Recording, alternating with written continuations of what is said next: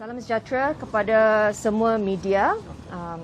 Okey, jadi kami telah datang ke Balai Sentul dan kami bertiga telah membuat laporan polis mengenai laporan Ketua Audit Negara yang kami pegang ini yang telah dirujuk dalam kenyataan media sebelum ini.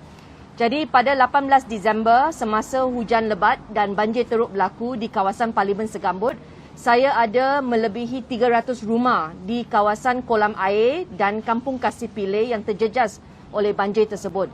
Berdasarkan maklumat daripada penduduk, air masuk dengan deras dan cepat dan kita khawatir pada masa itu kehilangan nyawa kerana kita ada banyak warga emas di kampung-kampung ini.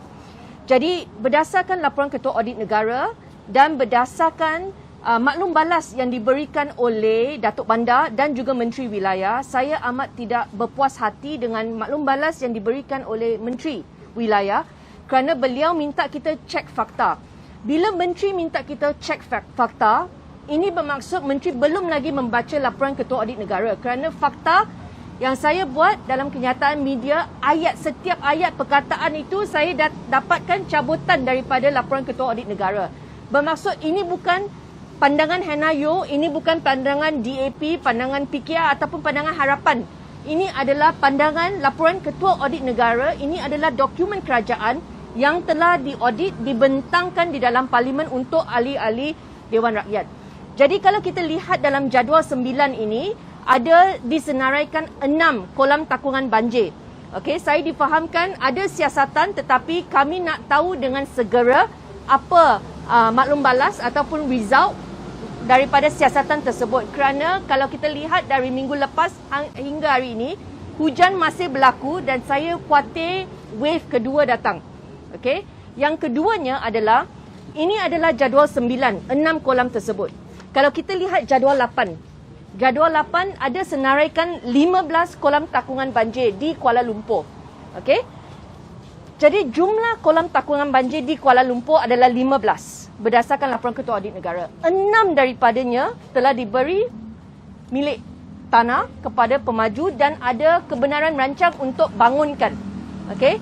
Dan kalau kita lihat yang dibenarkan untuk pindah milik dan untuk tujuan pembangunan adalah kolam yang besar di Kuala Lumpur.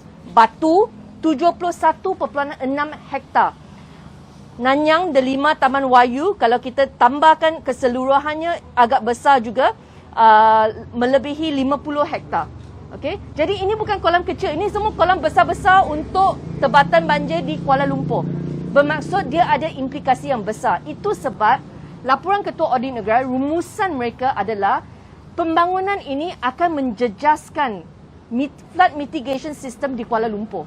Ini fakta, ini telah berlaku minggu lepas. Okey, jadi tak perlu kita kata tak akan berlaku. Ini sudah berlaku. Jadi saya minta Perdana Menteri kena masuk sekarang dan bagi maklum balas kepada warga Kuala Lumpur. Kerana kalau Menteri kata dia nak cek fakta, jadual 8 jelas menunjukkan pegawai pengawal. That means the controlling officer yang mengawal tanah ini. Dan kalau kita lihat untuk nombor 3, Batu.